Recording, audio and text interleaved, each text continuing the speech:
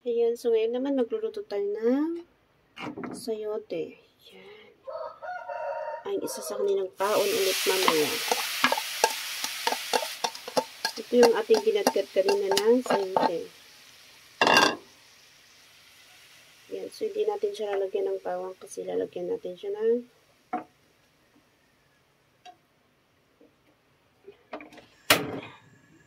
pinatay ko pala yung apoy.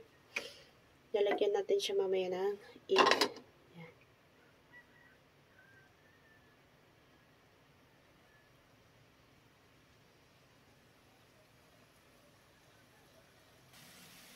Yan, so nahalo na natin at lagyan natin ng asin.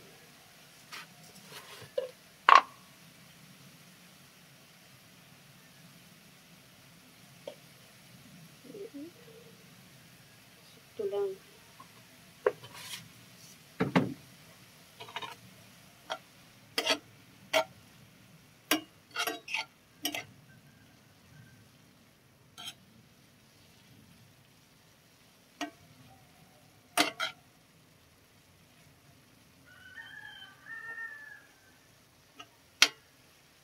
Yan, so malapit na siyang maluto. Ilalagay natin yung mamaya. Yan. Yan, so takpan ulit natin at tignan natin mamaya. Ayan, so luto ng ating sayote.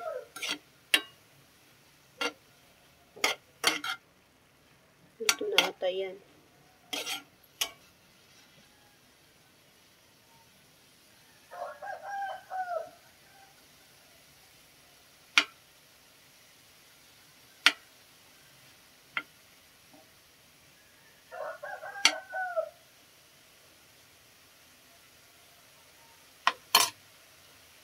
Yan, so luto na siya. Isiparit na natin siya sa malukong. Yan.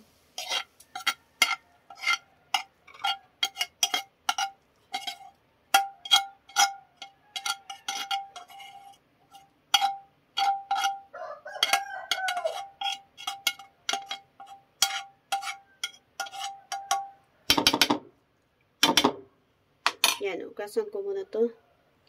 Ayan, so ito yung ating niluto na sayote. Then, itagtag natin yung ating nabit na egg. Yan.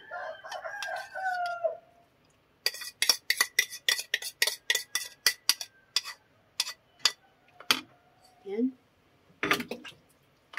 At haluin natin siya sa sayote. Yan.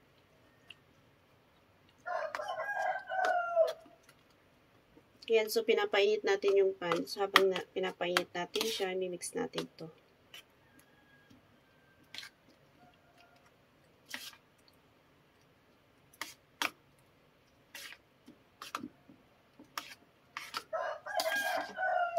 Yan ang ating sayote with egg.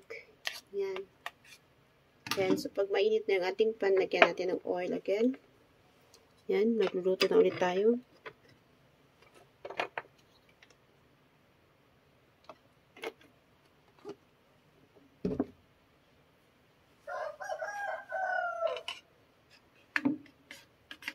Yan, antayin lang natin siyang uminit.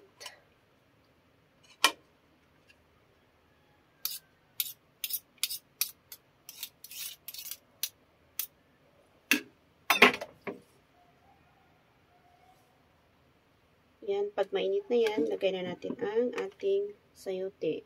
Yan, so may gamit tayong pangtakal.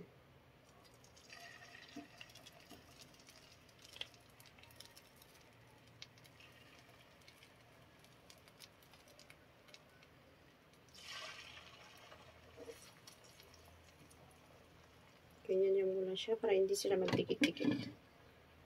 Yan, lutuin lang natin siya sa mahinang apoy. Ayan, so ready na po siyang baliktarin. So baliktarin na po natin ang ating sayote with egg. Ayan.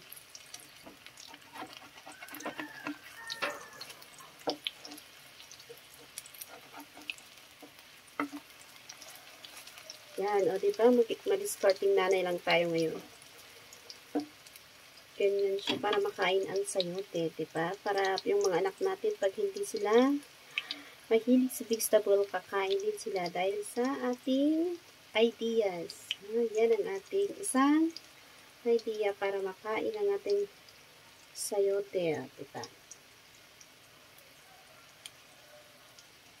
So, ayan na pang ating minutong sayote with egg. Ayan. So, tanggalin na natin siya. Lagay muna natin dito para matanggal ang mantika.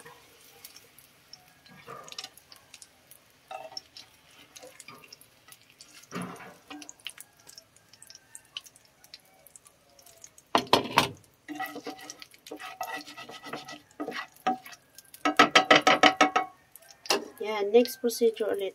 Ayan, same lang yung ginawa natin kanina. Takalin ulit natin siya.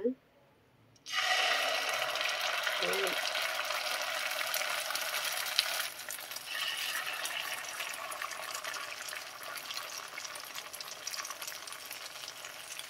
Bawas na sila. Dalawa na lang. Yun na ngayon.